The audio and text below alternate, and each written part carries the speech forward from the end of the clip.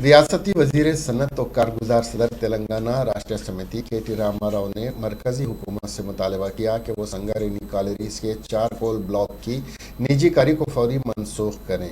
Sangareddy colonies मुल्क का सबसे बड़ा PSU है जो सालाना 29% मुनाफा फराहम करता है।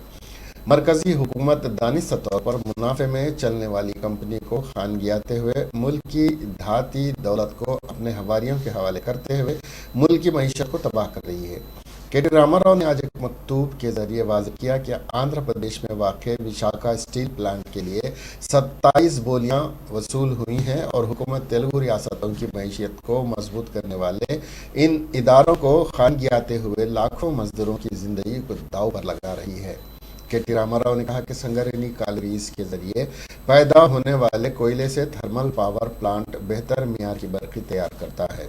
संगारेड्डी कॉलोनीज की 7 साल कबल पैदावार 450 लाख टन थी और आज संगारेड्डी कॉलोनीज की पैदावार 670 लाख टन कोयले की है। जरिए द मुल्क का दौलतमंद इदारा है जो अपने मुलाजिमीन की समाजी खिदमत भी अंजाम देता है। KTR ने कहा कि 7 सालों में रियासती हुकूमत की दिलचस्पी के बाद संगारेड्डी कॉलोनीज ने 19,800 तकर्रुरात अमल में लाए।